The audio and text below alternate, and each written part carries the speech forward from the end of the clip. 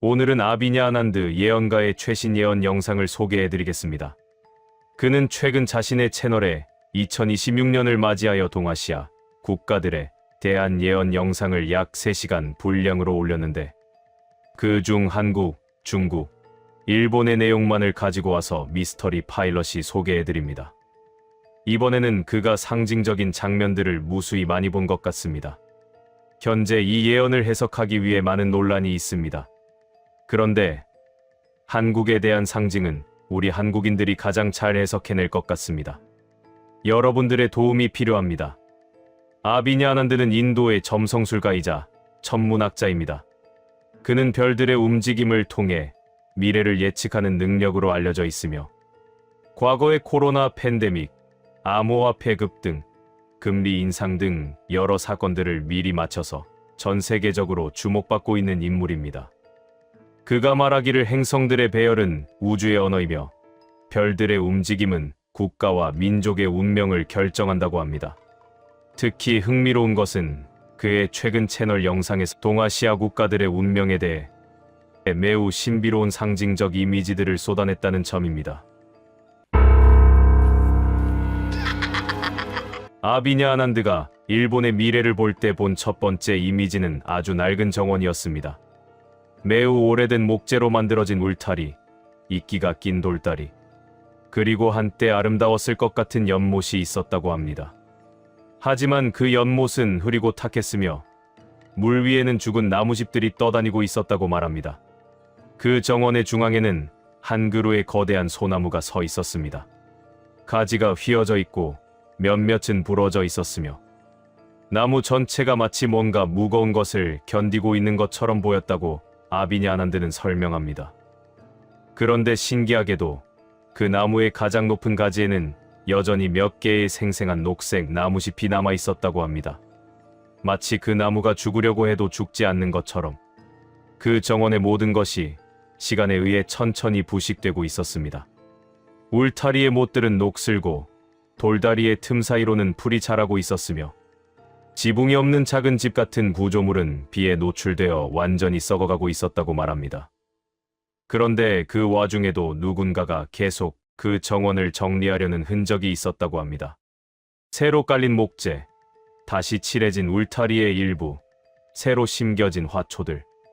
아비냐 아난드는 그 정원을 보면서 매우 의아해했다고 합니다. 왜냐하면 그 정원에서 느껴지는 것은 쇠락만이 아니라 끊임없는 유지와 복구의 노력이었기 때문입니다. 마치 무언가를 붙들어 두려는 절박함, 사라져가는 것을 계속 복구하려는 미친 듯한 노력 말입니다. 그 정원의 폐허 속에서 아비냐 아난드는 한 가지 더 본 것이 있다고 말합니다. 그것은 정원의 벽입니다. 그 벽은 매우 높고 견고했다고 합니다. 그리고 그 벽의 한쪽에는 문이 있었는데 그 문은 항상 열려 있었다고 말합니다. 아비냐 아난드는 누군가는 그 문으로 계속 바깥 세상을 들여다보고 있다고 말했습니다. 그리고 때로는 그 문 밖의 소리들, 바람의 소리, 새들의 울음소리가 들려온다고 합니다. 하지만 정원 안의 사람들은 그 소리를 들어도 그 문을 통해 나가가지 않습니다. 아비냐 아난드가 중국의 미래를 볼 때 본 이미지는 매우 이상했습니다. 밤하늘을 배경으로 3마리의 용이 서로 얽혀 있었다고 합니다. 하지만 그들은 싸우고 있지 않았습니다. 오히려 춤을 추고 있었다고 말합니다. 매우 느린 춤이었다고 합니다. 마치 음악에 맞춰 춤을 추듯이. 하지만 그 음악은 들을 수 없었다고 아비냐 아난드는 설명합니다. 첫 번째 용은 황금색이었고 가장 크고 강했다고 합니다. 그 용의 비늘에서는 빛이 나고 있었으며 그 용의 움직임은 매우 우아했다고 말합니다.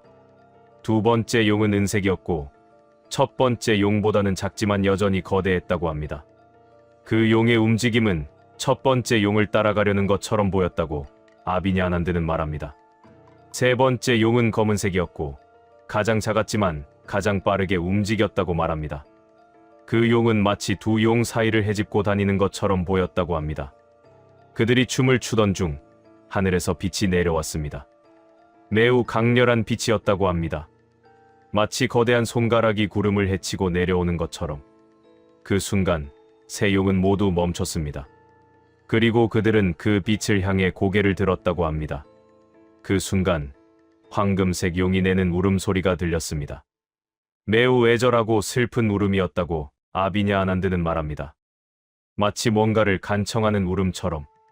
그리고 은색 용도 울음을 냈습니다. 검은색 용도 울음을 냈습니다. 하지만 세 용의 울음은 모두 달랐습니다. 마치 다른 언어를 말하는 것처럼. 그 울음소리들이 울려 퍼지던 중 하늘이 갈라져 내렸습니다. 마치 종이를 찢는 것처럼 소리를 내며 그리고 물이 쏟아졌습니다. 끝도 없이. 아비냐 아난드는 그 물을 심판의 물이라고 표현했습니다. 그것은 비가 아니라 하늘 자체가 무너지면서 나오는 물이라고 말합니다. 그 물이 내려올 때 세 용은 다시 움직이기 시작했습니다. 하지만 이번에는 춤이 아니라 서로를 붙잡으려는 필사적인 움직임이었다고 말합니다. 황금색 용이 은색 용을 붙잡으려 하고 은색 용이 검은색 용을 붙잡으려 하고 검은색 용이 다시 황금색 용을 붙잡으려고 한다고 아비냐 아난드는 설명합니다. 마치 물에 빠진 사람들처럼. 그리고 그 모습은 더 이상 춤처럼 보이지 않는다고 말합니다. 대신 매우 비극적인 장면으로 보인다고 합니다. 아비냐 아난드는 그 물속에서 세 용은 어떻게 될까를 계속 생각했다고 말했습니다. 그 물이 계속 내려오면서 아비냐 아난드는 또 다른 것을 본다고 말합니다. 그 물의 색깔입니다. 처음에는 투명했지만 점점 더 탁해진다고 합니다. 마치 이상한 것이 섞여 있는 것처럼. 그리고 그 물이 닿는 모든 것들이 녹아간다고 말합니다. 건물도 녹고 나무도 녹고 심지어 땅도 녹아간다고 합니다. 아비냐 아난드는 그것은 단순한 물이 아니다. 그것은 우주의 눈물이다고 말했습니다. 아비냐 아난드가 한국의 미래를 볼 때 그가 본 것은 일종의 수수께끼 같은 이미지들이었습니다. 그는 한국을 보면서 계속 반복해서 이것은 7개의 신호를 가지고 있다고 말했다고 합니다. 마치 암호를 풀어야 하는 것처럼. 그리고 그 7가지 신호는 다음과 같다고 말합니다. 첫 번째 신호, 한국의 어딘가에 있는 높은 건물. 그 건물의 정면에는 수천 개의 작은 창문이 있었는데 그중 정확히 하나의 창문만 검은색으로 칠해져 있었다고 합니다. 나머지는 모두 밝은 노란색 불이 켜져 있었지만 그 하나의 검은 창문만 어두웠다고 말합니다. 마치 그 창문만이 세상과 단절되어 있는 것처럼. 아비냐 아난드는 그 검은 문이 열릴 때가 올 것이다 고 명확히 말했습니다. 그리고 그 문이 열릴 때 많은 것들이 밖으로 나올 것이다 고 덧붙였습니다. 두 번째 신호, 서울의 어딘가를 배경으로 매우 혼잡한 다리 위에 사람들이 있었습니다. 그런데 모든 사람들이 한 방향을 향해 걷고 있었다고 합니다. 마치 나침반의 바늘처럼. 그런데 그 방향이 매번 다르게 나타났다고 아비냐 아난드는 말합니다. 어떤 시간에는 북쪽이고 어떤 시간에는 남쪽이고 어떤 시간에는 동쪽이었다고 합니다. 심지어 어떤 시간에는 모든 방향이 뒤바뀐다고 말합니다. 마치 국민들의 마음이 일관성을 잃고 흔들리는 것을 상징하는 것 같다고 했습니다. 아비냐 아난드는 그 사람들이 결국 어디로 가고 있는지 아무도 모를 것이다 고 말했습니다. 세 번째 신호, 거리의 야경 이미지인데 건설 중인 건물들 앞에 많은 노동자들의 손들이 보였다고 합니다. 매우 많은 손들. 작업복을 입은 사람들의 손들이 건물을 만들고 있습니다. 하지만 그 손들이 점점 줄어들었다고 아비냐 아난드는 말합니다. 마치 타임랩스로 영상을 보는 것처럼 처음에는 많은 손들이 있었지만 시간이 지나면서 그 손들이 하나둘 사라져간다고 합니다. 마지막에는 빈 건설 현장만 남았다고 말합니다. 그리고 그 건설 현장에는 공사중지 표지판이 붙어 있다고 아비냐 아난드는 말했습니다. 네 번째 신호, 오래된 사진 속에 저울이 보였다고 합니다. 매우 정확한 저울, 마치 금을 재는 저울처럼. 한쪽에는 많은 동전들이 있었고 다른 한쪽에는 텅 비어 있었다고 합니다. 그런데 갑자기 그 저울이 뒤집혔다고 아비냐 아난드는 말합니다. 마치 거대한 손이 그것을 뒤엎는 것처럼. 그리고 동전들이 모두 흩어져 굴러갔다고 합니다. 그런데 신기한 것은 그 저울은 다시 뒤돌아오지 않는다는 것입니다. 아비냐 아난드는 그 저울이 한번 뒤집혀지면 그것은 영구히 뒤집혀진 채로 남는다고 말했습니다. 다섯 번째 신호. 한국의 국경 지역을 보고 있는데 거울을 보는 것처럼 반대편이 정확히 같은 모습이었다고 합니다. 같은 산, 같은 강, 같은 건물들. 마치 거울상처럼. 하지만 그것은 거울이 아니라 실제 땅이라고 아비냐 아난드는 말합니다. 그것은 북쪽의 땅입니다. 그런데 그 거울의 표면이 점점 흐려지고 있었다고 합니다. 아주 천천히, 하지만 확실하게. 마치 누군가가 그 거울을 닦으려고 하는 것처럼, 아니 오염시키고 있는 것처럼. 아비냐 아난드는 그 거울이 완전히 흐려질 때 더 이상 반대편을 볼 수 없을 것이다고 말했습니다. 여섯 번째 신호. 한국의 어딘가 관청이나 기업의 건물로 보이는 곳에서 많은 종이가 타고 있었다고 합니다. 마치 어떤 기록들을 없애려는 것처럼 매우 열심히 태우고 있습니다. 그 불길은 점점 더 커진다고 합니다. 손으로 잡을 수 없을 정도로. 그 불길 속에서 누군가의 얼굴이 보였다고 아비냐 아난드는 말합니다. 매우 두려워하는 얼굴. 마치 자신이 저지른 일을 알려지지 않게 하려는 것처럼. 그리고 그 사람이 손으로 불을 더 크게 만들려고 하고 있었다고 합니다. 하지만 아비냐 아난드는 그 불이 타버릴 때 남겨진 재 속에서 어떤 흔적이 나타날 것이다고 말했습니다. 일곱 번째 신호. 매우 높은 건물의 지붕에 여러 개의 깃발이 있었다고 합니다. 하나는 무지개색, 하나는 검은색, 하나는 흰색, 하나는 빨간색. 그런데 그 깃발들이 모두 다른 방향으로 움직이고 있었다고 아비냐 아난드는 말합니다. 마치 서로 다른 바람이 불고 있는 것처럼. 그리고 그 깃발들이 서로 얽히려고 할 때마다 그들은 다시 밀려난다고 합니다. 마치 서로를 밀쳐내는 것처럼.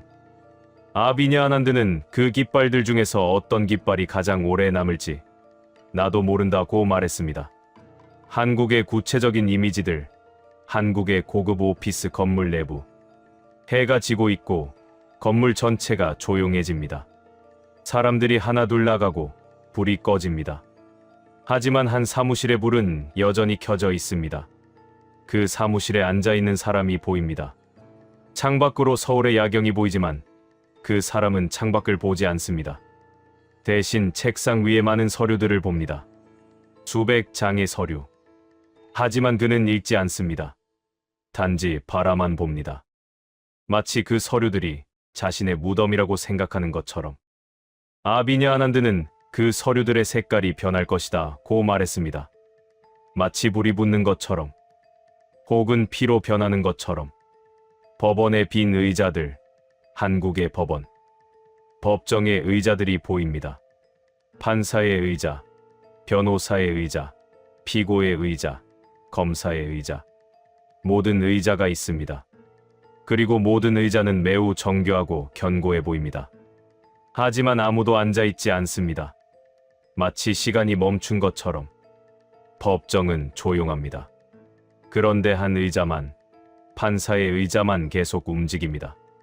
누군가 손으로 밀어서 움직이는 것처럼. 그리고 그 의자는 점점 더 큰 원을 그리며 돈다고 아비냐 아난드는 말합니다. 마치 자신을 찾으려고 헤매는 것처럼. 하얀 연기.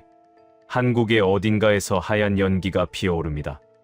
처음에는 가느다란 연기입니다. 마치 담배 연기처럼. 하지만 점점 더 짙어집니다. 도시 전체를 덮을 정도로 짙어진다고 합니다. 그 연기 속에서 사람들의 형태가 보입니다. 많은 사람들, 모두 같은 방향으로 움직이고 있습니다. 마치 어딘가로 떠밀려가는 것처럼. 하지만 그들이 어디로 가고 있는지는 보이지 않습니다. 연기 때문에. 아비냐 아난드는 그 연기가 거칠 때 그들이 어디에 있는지 그들도 모를 것이다 고 말했습니다. 아니, 더 정확히는 그들이 누구인지 자신들도 모를 것이다 고 말했습니다. 방향을 잃은 나침반, 한국의 손목시계. 매우 오래되고 비싼 시계인데 한때 정확했을 것으로 보입니다. 그런데 지금은 시침과 분침이 있지만 시간을 가리키지 않습니다. 대신 계속 회전하고 있습니다. 마치 정신없이 움직이는 아이의 손처럼, 혹은 파괴된 것처럼. 지침은 거꾸로 돌고 분침은 옆으로 흔들리고 초침은 사라져 있습니다. 아비냐 아난드는 시간이 더 이상 의미를 갖지 않을 때가 올 것이다 고 말했습니다. 그것이 2026년이라고 암시하는 듯합니다. 검은 우산들, 비 오는 날씨. 한국의 거리에 검은 우산들이 많이 펼쳐집니다. 모두 검은 우산들입니다. 하나도 빨간 우산이나 파란 우산이 없습니다. 모두 검은색입니다. 하지만 비는 오지 않습니다. 하늘은 맑습니다. 마치 비가 올 것을 미리 준비하는 것처럼, 혹은 이미 비를 경험한 사람들처럼. 그런데 그 우산들이 점점 더 많아집니다. 시간이 지나면서 거리 전체가 검은 우산으로 가득 찬다고 아비냐 아난드는 말합니다. 그리고 그 우산들 속에서 무언가가 흐릅니다. 비가 아니라 다른 무언가. 아비냐 아난드는 그것이 무엇인지 나도 확실하지 않다고 말했습니다. 중국으로 향하는 물길, 한국의 강. 그 강에 물이 흐르는데 그 방향이 매우 특이하다고 합니다. 일반적인 물이 흐르는 방향이 아닙니다. 마치 중력이 거꾸로 작동하는 것처럼 물이 한국에서 중국으로 거꾸로 흐르고 있다고 아비냐 아난드는 말합니다. 아니, 더 정확히는 한국의 무언가가 중국으로 향하고 있다는 뜻인 것 같다고 했습니다.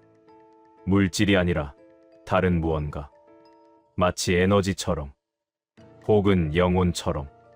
병원의 불이 꺼지지 않는 창들, 한국의 밤. 병원의 건물이 보입니다. 대부분의 창문들은 어둡지만 몇몇 창문들의 불은 절대로 꺼지지 않습니다. 마치 그 불이 영구히 타 있는 것처럼. 그리고 아비냐 아난드가 자세히 보니 그 창문들이 모두 위층에 있다고 합니다. 마치 중환자실이거나 특별한 곳인 것처럼. 아비냐 아난드는 그 불이 꺼질 때 많은 것이 바뀔 것이다 고 말했습니다. 그리고 아마도 그것이 2027년이 될 것 같다 고 덧붙였습니다. 평양 방향의 하늘, 북쪽 하늘. 매우 이상한 색깔이었다고 합니다. 마치 삼색 무지개처럼 보이는데 색깔들이 명확하지 않다고 말합니다. 계속 흐릿해졌다가 또렷해지기를 반복한다고 아비냐 아난드는 설명합니다. 마치 누군가가 불을 켜고 껐다가를 반복하는 것처럼. 그리고 그 하늘 아래로 뭔가 움직이는 형태가 보인다고 합니다. 무엇인지는 명확하지 않지만 그것이 움직이고 있다는 것은 분명하다고 말합니다. 아비냐 아난드는 이것을 본 후 매우 말이 없었다고 합니다. 아비냐 아난드가 본 또 다른 이미지는 중국에서 매우 큰 일이 일어난 후의 장면입니다. 많은 물. 매우 많은 물이 있습니다. 건물들이 물에 잠겨 있습니다.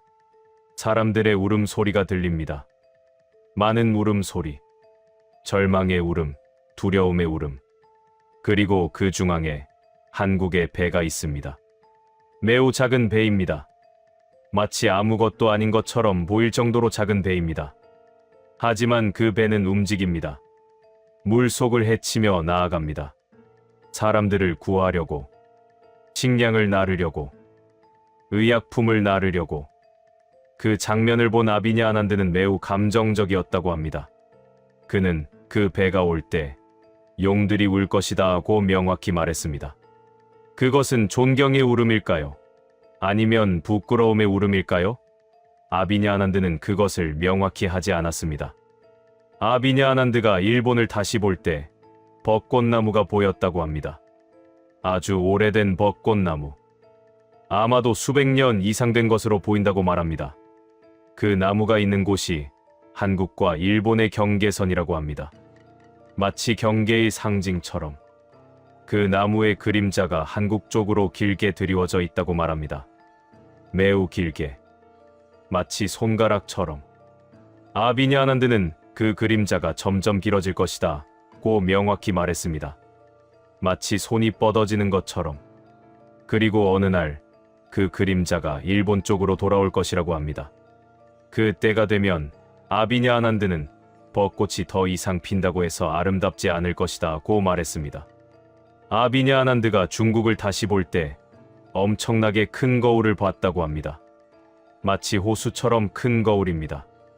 그 거울 속에는 중국의 도시들이 보입니다. 높은 건물들, 많은 사람들, 번영하는 모습. 마치 중국의 현재 모습 같습니다. 하지만 그 거울 속의 모습이 현실과 점점 달라진다고 아비니 아난드는 말합니다. 처음에는 거울상처럼 정확하지만 시간이 지나면서 거울 속의 이미지가 흐트러진다고 합니다. 마치 거울의 표면이 물결치는 것처럼. 그리고 거울 속의 사람들이 더 이상 현실의 사람들과 같은 표정을 짓지 않는다고 말합니다. 거울 속의 사람들은 더 슬퍼 보인다고 합니다. 마치 그들이 다른 세계를 살고 있는 것처럼. 아비니 아난드는 어느 순간 거울 속의 사람들이 거울 밖의 사람들을 보고 있을 것이다 고 말했습니다. 그리고 그때 거울은 깨질 것이다 하고 덧붙였습니다. 아비니 아난드는 영상의 끝에서 이렇게 말합니다. 한국은 두 가지 길 위에 서 있다. 하나는 더 어두워지는 길이고 다른 하나는 예기치 않은 빛으로 향하는 길이다. 그 선택은 별들이 하지 않는다. 당신들이 한다. 그리고 마지막으로 아비니 아난드는 이렇게 말합니다. 2026년의 한국을 보면서 나는 매우 이상한 감정을 느낀다. 그것은 슬픔도 아니고 두려움도 아니다. 그것은 기다림이다. 마치 누군가를 기다리는 것처럼. 누군가 매우 중요한 사람을 말이다. 그리고 그는 한 가지 더 말합니다. 별들이 나에게 계속 반복해서 보여주는 이미지가 있다. 그것은 새로운 별이다. 아직 하늘에 나타나지 않은 별이다. 하지만 그 별은 반드시 나타날 것이다. 그리고 그 별은 한국에서 나올 것이다. 과연 아비니 아난드의 예언 어떻게 생각하시나요? 미파였습니다. 한 여성이 있다. 그녀의 이름은 신디 제이콥스.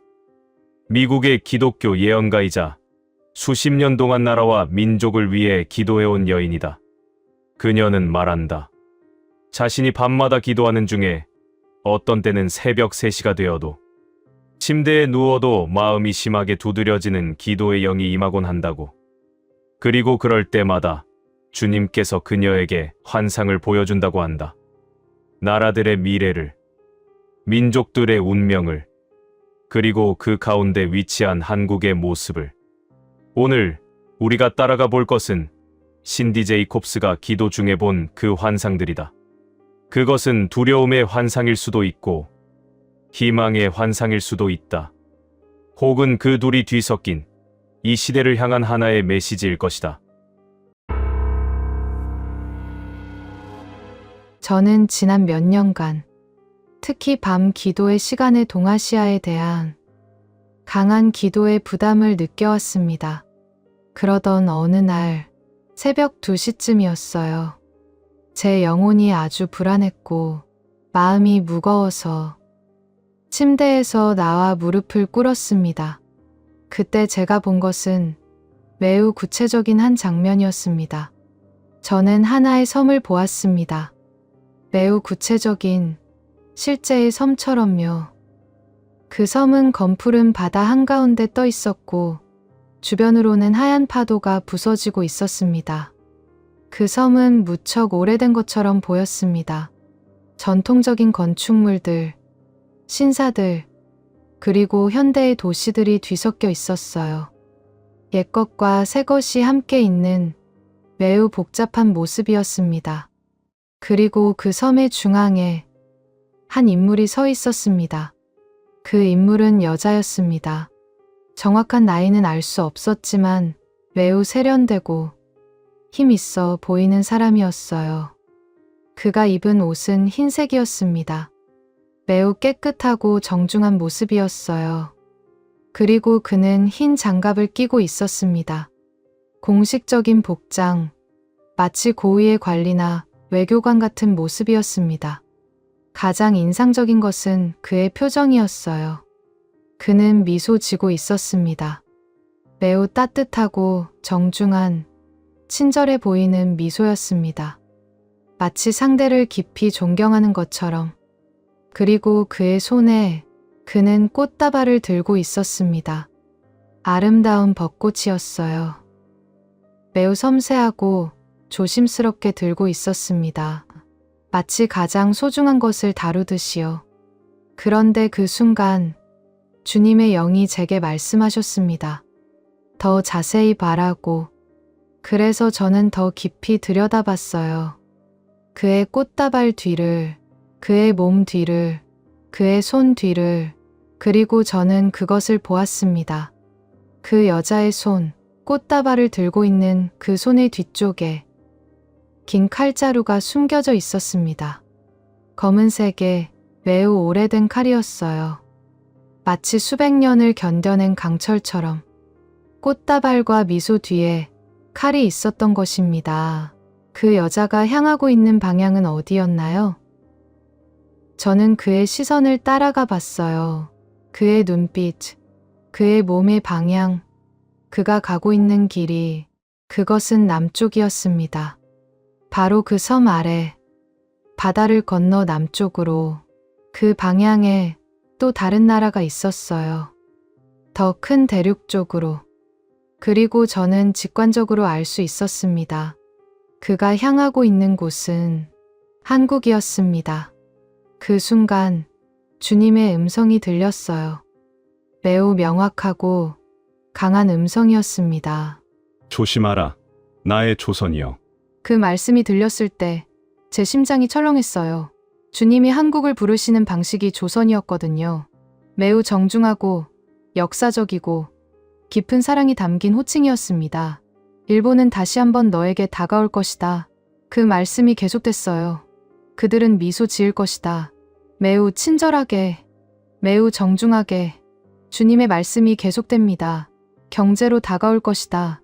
무역으로 다가올 것이다. 문화로 다가올 것이다. 저는 그 순간 일본과 한국 사이에서 벌어질 무역, 문화 교류, 그리고 현재의 협력들을 보는 것 같았어요. 마치 안개처럼 흐릿하지만 현실적으로, 심지어 군사협력으로도 다가올 것이다.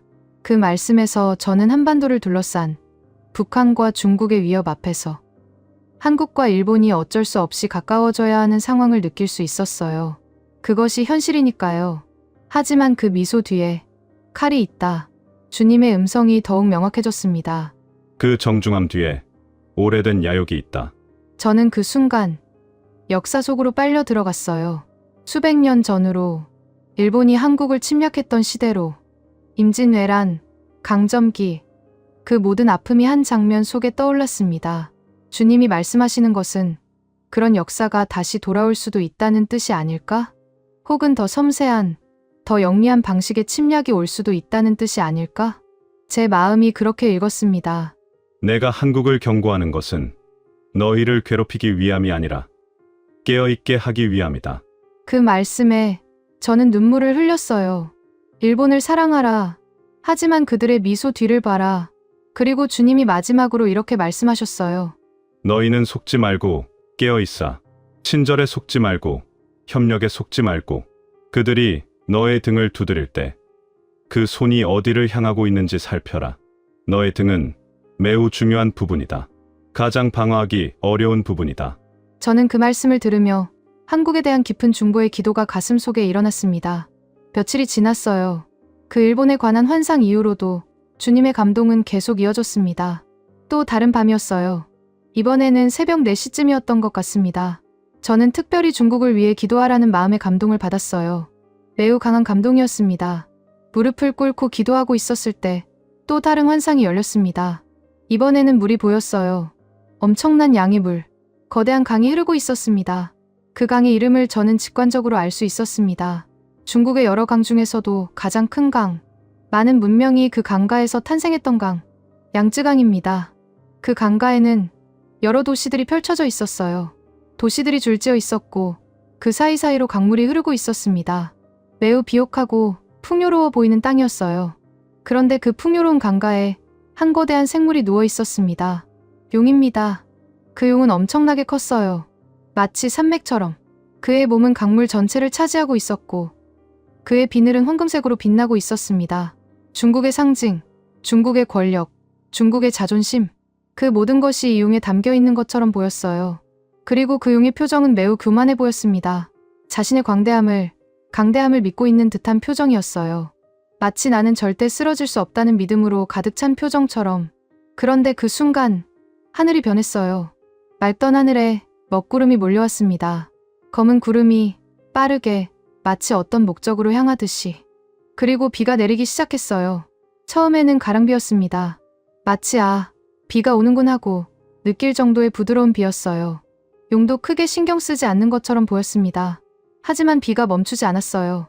점점 더 굵어졌습니다. 가랑비가 소나기로 바뀌었고 소나기가 폭우로 바뀌었어요. 마치 하늘에 모든 물을 쏟아내려는 듯이 강물이 부풀기 시작했어요. 천천히가 아니라 빠르게, 매우 빠르게. 용은 이제 자신의 권력으로도 물을 막을 수 없었습니다. 그토록 교만하던 용도 물 앞에서는 무력했어요. 강물이 넘쳐났습니다. 둑을 넘어섰고 도시들로 쏟아져 들어갔어요. 도시 위로 물이 올라오고 건물들이 잠기고 사람들이 물속에서 절망적으로 팔을 저었습니다. 그리고 용 자신도, 그 거대한 몸도 물에 반쯤 잠겼어요. 더 이상 황금빛이 아니었습니다. 물에 잠긴 희뿌연 용이 되어 있었어요. 그 장면을 보며 저는 깊은 두려움을 느꼈어요. 그리고 동시에 주님의 음성이 들렸습니다. 큰 물이 올 것이다. 중국이여. 그 음성은 심판이라기보다는 경고였어요. 마치 아버지가 제 자식에게 하는 경고처럼. 이 물은 단지 자연의 현상이 아니다. 이는 나의 경고의 물이다. 나는 너의 교만을 꺾기 위해 물을 보낸다. 너를 멸망시키기 위해서가 아니라 너를 깨우기 위해서다. 저는 그 말씀을 들으며 중국의 현재 상황들을 생각해봤어요. 최근의 홍수들, 기후변화로 인한 재해들, 그리고 더 근본적으로는 중국이 보이고 있는 경제적 신호들. 내 백성들이 도움을 청할 것이다. 너는 스스로 해결할 수 없다는 것을 깨달을 것이다. 그 말씀이 가장 인상적이었어요. 중국이 국제사회의 도움을 청하는 날이 온다. 지금까지 중국은 자신감으로 가득 차 있는데, 그리고 그때 가장 먼저 손을 내미는 나라가 있을 것이다. 그 순간 화면이 바뀌었어요. 시점이 확 돌아갔어요. 이제 나는 하늘 위에서 보고 있었습니다. 마치 위성에서 지구를 보는 것처럼 물에 잠긴 중국을 내려다보고 있었어요. 그리고 그 물 위로 여러 나라들이 움직이기 시작했습니다. 미국이 움직이고 유럽이 움직이고 여러 나라들이 움직이며 도움을 보내려고 했어요. 하지만 모두 약간 거리감이 있었습니다. 마치 어떻게 도와줄까 하며 계산하는 듯이. 이제 기도의 초점이 완전히 한국으로 쏠렸어요. 일본과 중국을 통해 이미 한국에 대해 많은 것을 봤지만 주님은 더 깊이, 더 직접적으로 한국에 대해 보여주시고 싶으신 것 같았습니다. 계속되는 밤의 기도 중에 여러 장면들이 펼쳐졌어요. 어떤 것들은 명백했고, 어떤 것들은 상징적이었고, 어떤 것들은 충격적이었습니다. 기도 중에 나는 한국의 도시 스카이라인을 보았어요. 서울의 모습으로 보였습니다.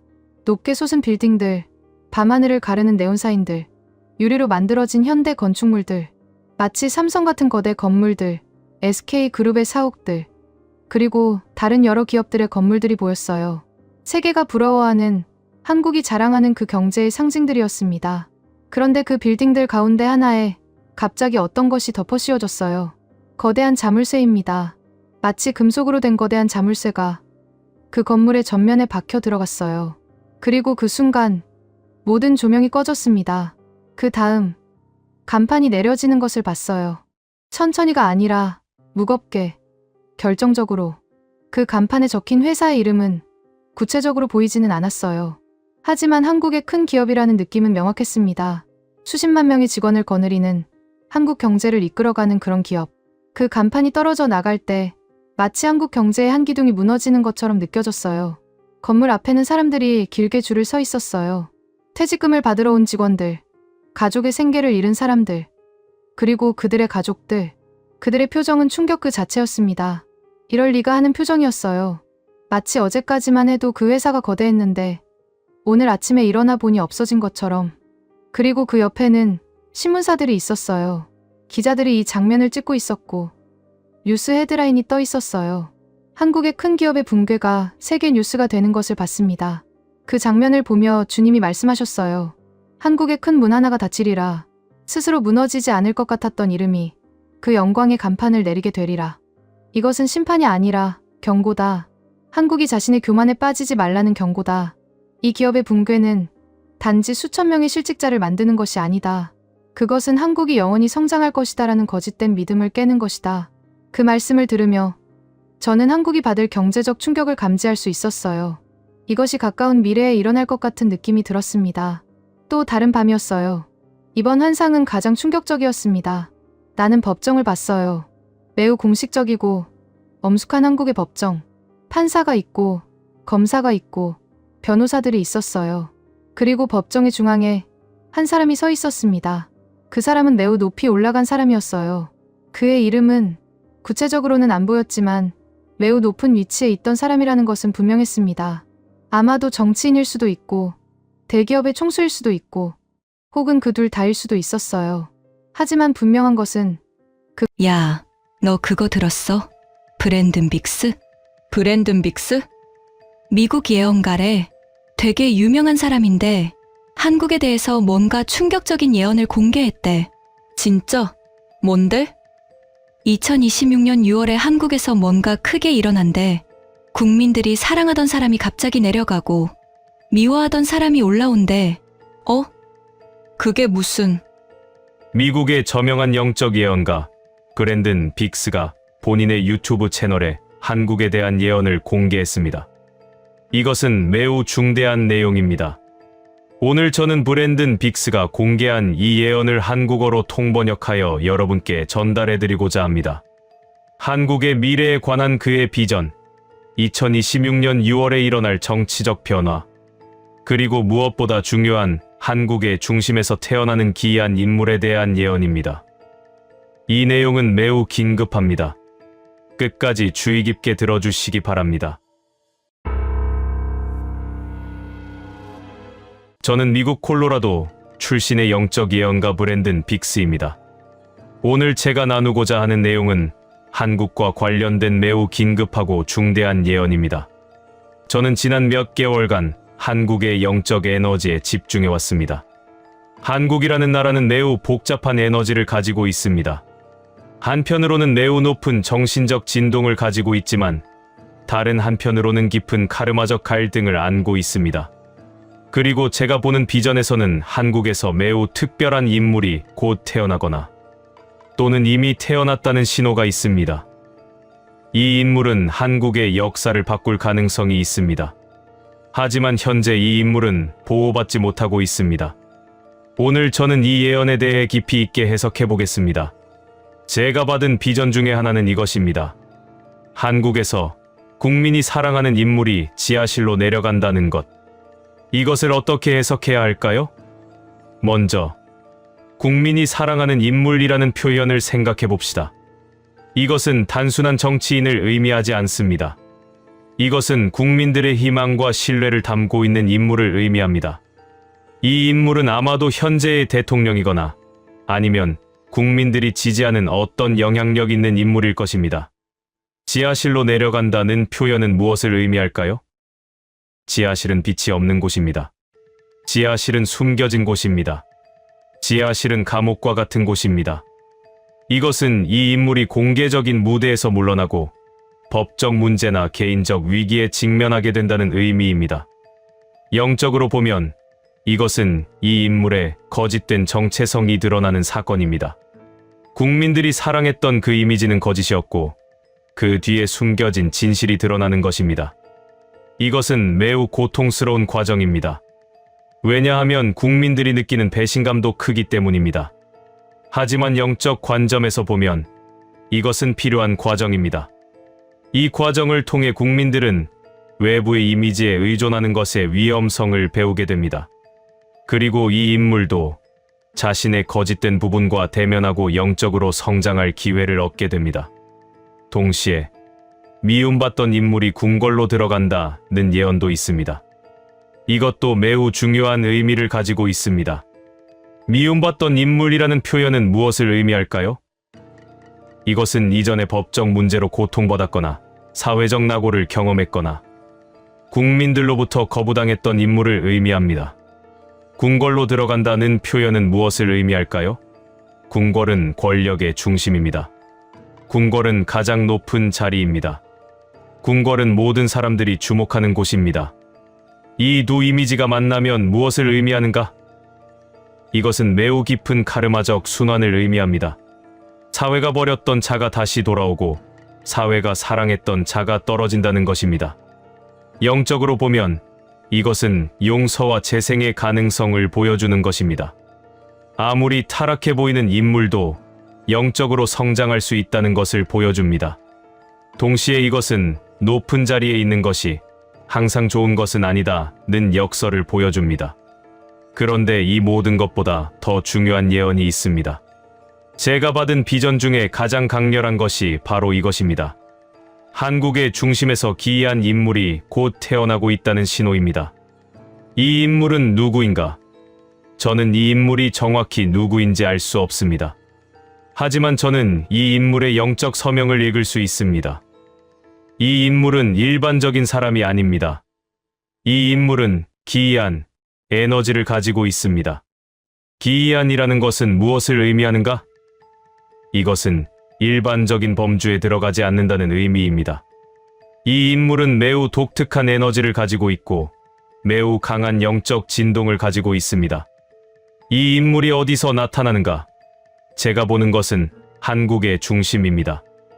이것은 지리적 중심을 의미할 수도 있고 정치적 중심을 의미할 수도 있고 또는 사회적 중심을 의미할 수도 있습니다. 제가 읽을 수 있는 이 인물의 특징들은 다음과 같습니다. 이 인물은 현재 매우 취약한 상태에 있습니다.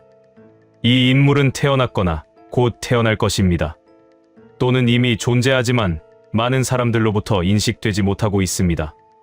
어쨌든 이 인물은 현재 보호받지 못하고 있습니다. 이 인물은 매우 독특한 목적을 가지고 있습니다. 이 인물이 한국에 올 이유가 있습니다. 이 인물은 한국의 역사를 바꿀 가능성이 있습니다. 또는 이 인물이 한국을 통해 세계의 역사를 바꿀 가능성도 있습니다. 이 인물은 많은 저항에 직면할 것입니다. 이 인물의 출현이 모두에게 환영받을 것은 아닙니다. 어떤 세력들은 이 인물의 출현을 원하지 않을 것입니다. 이 인물은 위험에 처할 수 있습니다. 이 인물의 생존과 성장은 외부의 도움에 달려 있습니다. 이 인물이 자기 혼자의 힘으로 자신을 보호할 수 없습니다.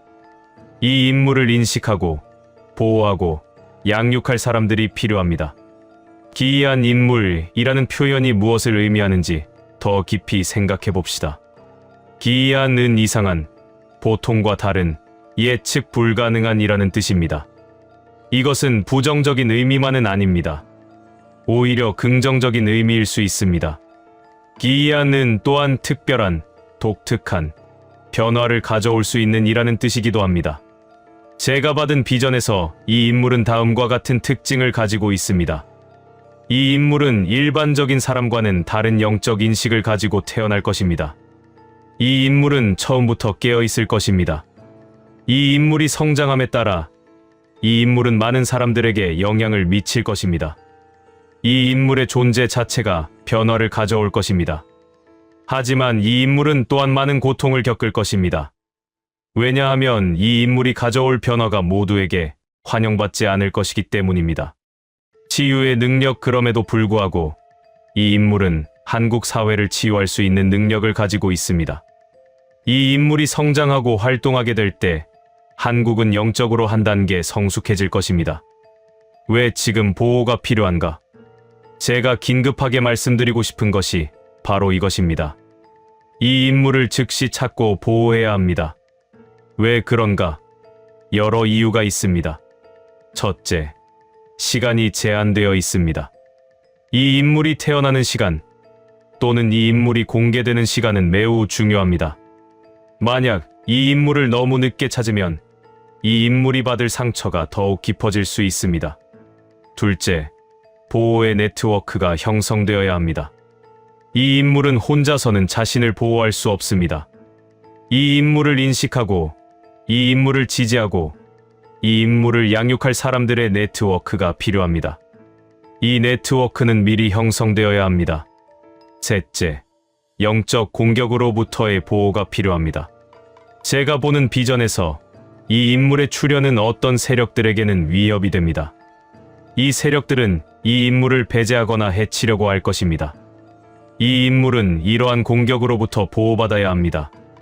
어디서 찾을 것인가? 제가 받은 비전에서 이 인물을 찾을 수 있는 힌트들이 있습니다. 이 인물은 한국의 지리적 중심 또는 사회적 중심에 있을 가능성이 높습니다. 이것은 서울일 수도 있고 또는 다른 주요 도시일 수도 있습니다. 이 인물을 찾기 위해서는 영적 민감성이 필요합니다. 일반적인 방법으로는 이 인물을 찾기 어려울 수 있습니다.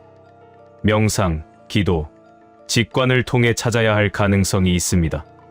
이 인물은 아마도 아주 어린 나이일 것입니다. 이 인물이 이미 태어났다면 아마도 어린아이일 것입니다. 이 인물은 아마도 예기치 않은 곳에서 나타날 것입니다. 주류 사회에서 주목받는 곳이 아니라 주변부에서 나타날 수 있습니다. 누가 이 인물을 찾아야 하는가? 이 질문도 중요합니다. 누가 이 인물을 찾을 수 있을까요? 이 인물은 영적으로 깨어있는 사람들에 의해 인식될 가능성이 높습니다. 명상을 하는 사람, 기도하는 사람, 영적 직관을 가진 사람들이 이 인물을 느낄 수 있을 것입니다. 아이들과 관련된 일을 하는 사람들, 이 인물이 아직 어린 나이일 가능성이 높으므로 아이들 주변에 있는 사람들, 즉 교사, 보육사, 부모 또는 다른 보호자들이 이 인물을 인식할 가능성이 있습니다. 한국 내의 명상 그룹, 영적 학파 또는 깨어있는 공동체들이 이 인물을 찾을 수 있을 것입니다. 이 일은 한국만의 문제가 아닙니다. 세계 각지의 영적 공동체들도 함께 이 인물을 찾아야 할 것입니다. 이 인물을 보호하기 위해 무엇을 해야 할까요? 첫째, 이 인물을 위해 기도하고 명상하세요. 이 인물이 안전하고 건강하게 성장하기를 바라는 긍정적 에너지를 보내세요. 이러한 정신적 에너지는 실제로 이 인물을 보호할 수 있습니다. 둘째, 이 인물 주변에 영적 방패를 형성하세요. 부정적인 에너지, 악의, 해함으로부터 이 인물을 보호하는 영적 경계를 만드세요. 셋째, 이 인물이 하는 일의 목적과 의미를 명확히 하세요. 이 인물이 왜 한국에 오는지, 이 인물이 무엇을 해야 하는지를 명확히 이해하세요. 이러한 명확성 자체가 보호가 됩니다. 제가 보는 것은 한국이 단순한 나라가 아니라는 것입니다. 한국은 영적으로 매우 중요한 역할을 하고 있습니다. 한국은 동아시아의 영적 심장입니다. 한국에서 일어나는 일들이 전 세계에 영향을 미칩니다.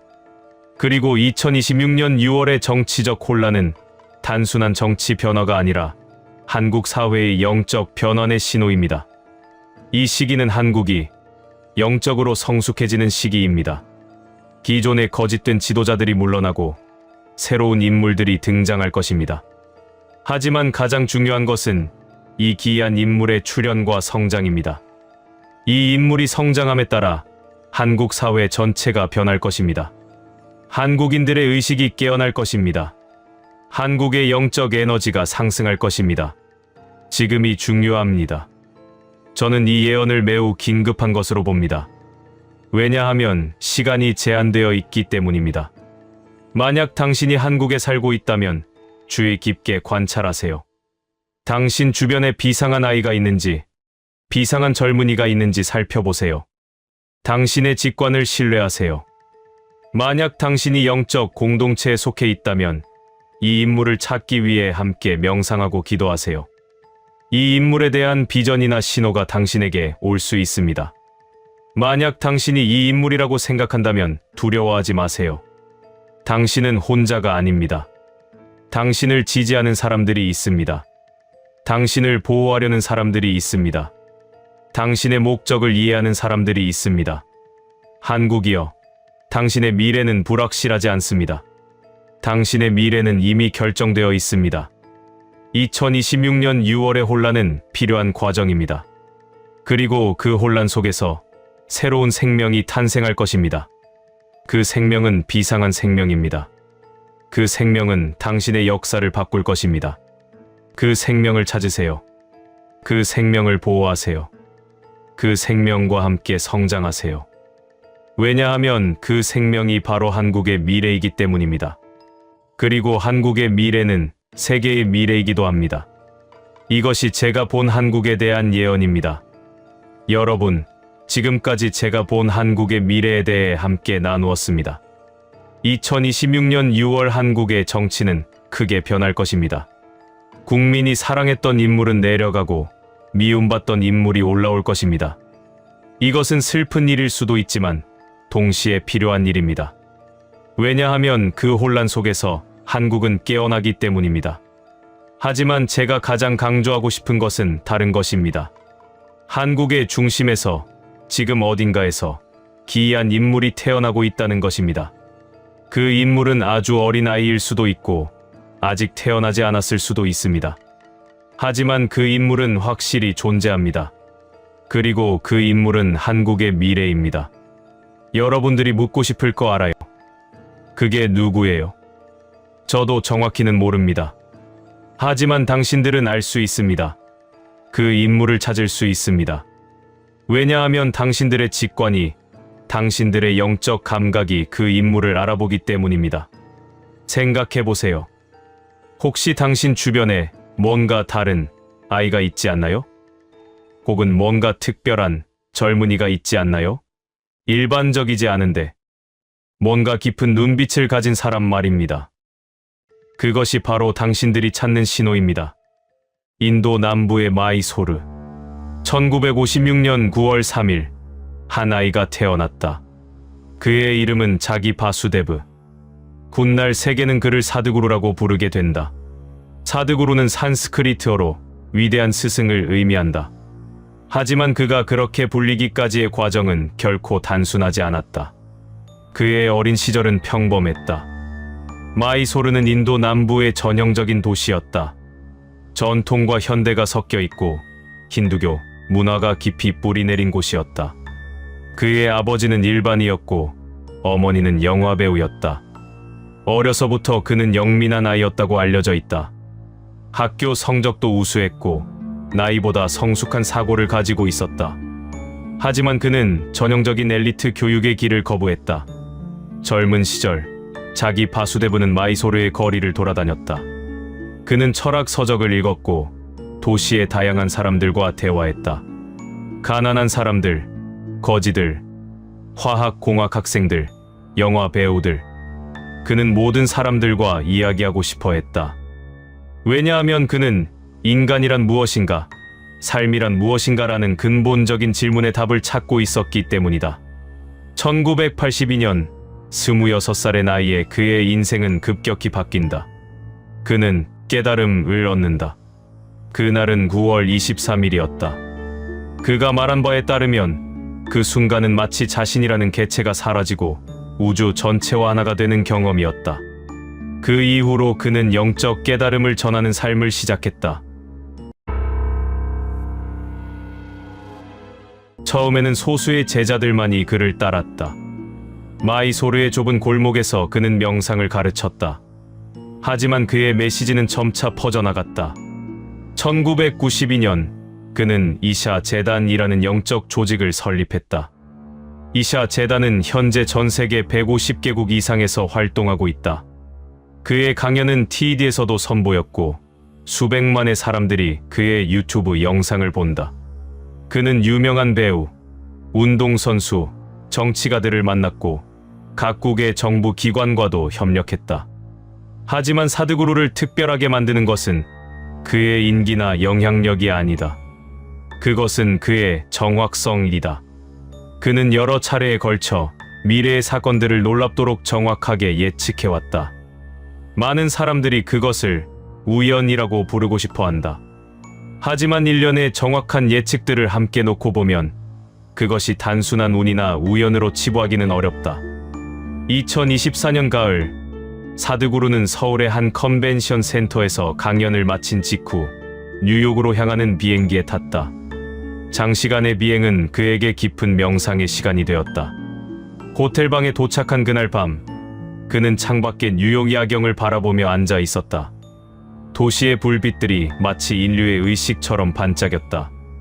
그 순간 그는 무언가를 본다. 마치 영화를 보는 것처럼. 하지만 그것은 꿈도 아니고 상상도 아닌 또 다른 차원의 현실처럼 느껴졌다. 그것은 2026년 3월의 한국이었다. 하지만 서울의 거리에서 일어나는 그 일은 단순히 한국만의 일이 아니었다. 그 사건의 파장이 중국으로, 일본으로 퍼져나가는 것을 그는 보았다. 마치 돌을 던진 물에 생기는 파문처럼 한 점에서 시작된 충격이 동아시아 전체를 흔들어 놓는 모습이 그의 눈앞에 펼쳐졌다. 그 환상이 끝났을 때 사드구루는 깊은 통찰에 빠져 있었다. 그리고 그는 그날 밤 가장 가까운 제자에게 다음과 같은 메시지를 남겼다고 전해진다. 그것은 단순한 예언이 아니라 미래의 한 장면을 직접 본 사람만이 할 수 있는 구체적인 묘사였다. 사드구루는 그가 본 환상을 다음과 같이 묘사했다. 서울의 거리는 3월의 햇빛으로 밝아 있다. 하지만 그 밝음과는 무관하게 사람들의 얼굴은 어둡다. 어떤 사건이 터졌다. 구체적으로 무엇인지는 사드구루도 명확히 말하지 않았다. 하지만 그것은 한국 사회 전체의 신뢰 체계를 흔드는 일이었다.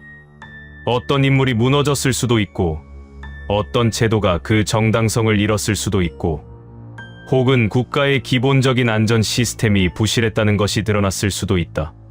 환상 속에서 사드구루가 본 것은 그 사건 자체가 아니라 그것으로 인해 한국인들이 느끼는 감정이었다. 그것은 배신감이었다. 단순한 정치 스캔들로 인한 분노가 아니라 자신이 살고 있는 사회 자체에 대한 근본적인 의심이었다. 사람들은 뉴스를 본다. 거리에 나간다. SNS에 글을 올린다.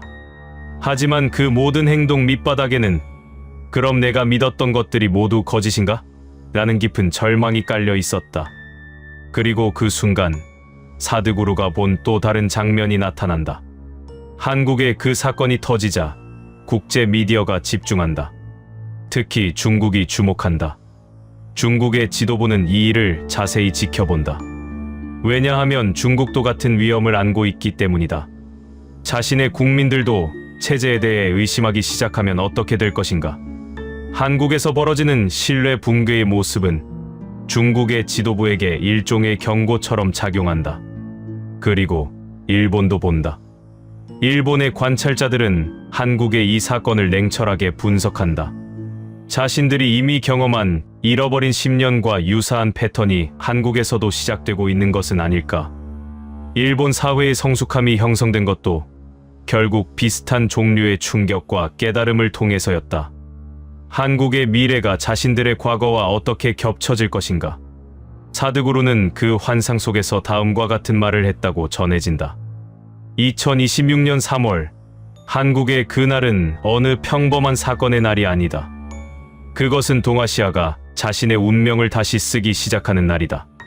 사드구루가 본 한국의 미래는 다음과 같았다. 2026년 3월 이후 한국은 깊은 내적 위기를 경험한다.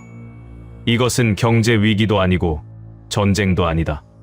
그것은 내가 살고 있는 사회가 정말 신뢰할 만한가라는 근본적인 회의다.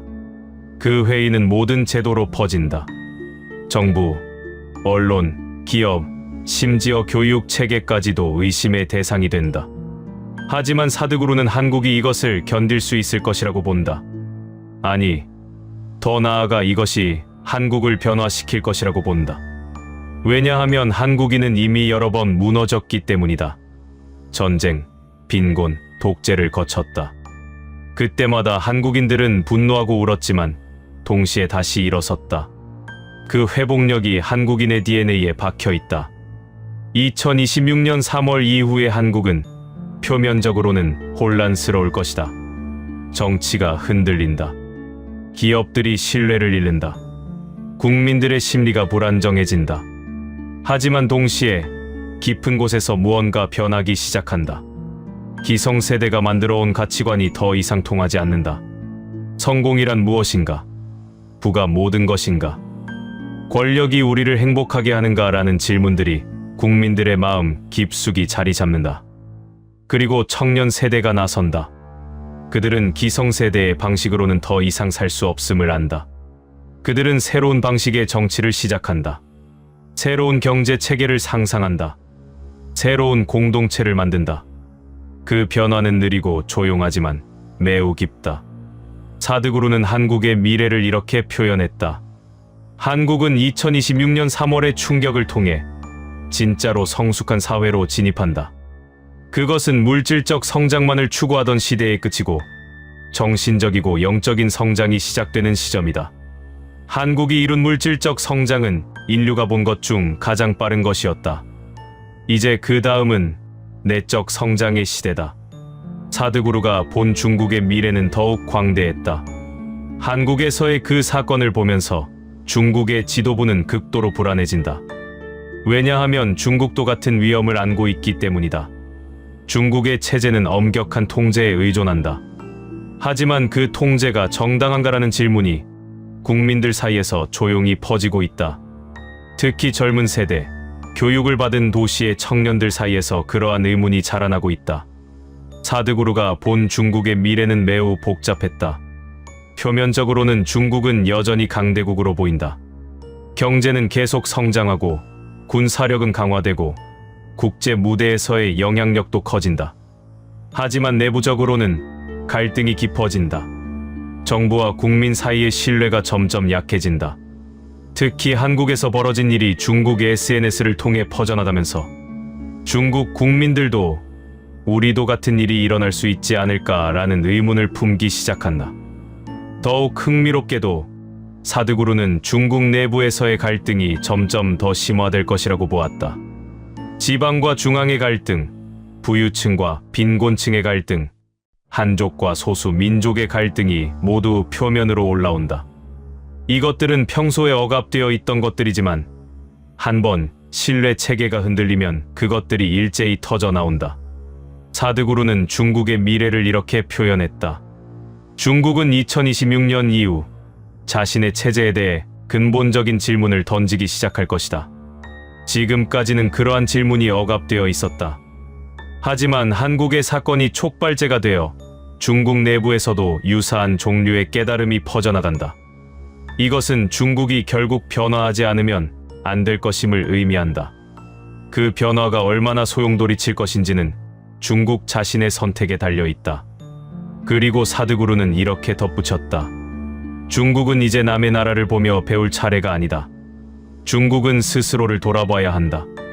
자신의 국민이 정말로 행복한가? 자신의 체제가 정말로 정당한가?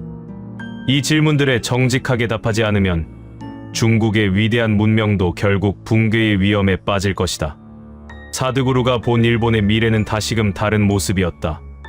일본은 이미 잃어버린 세월을 경험했다.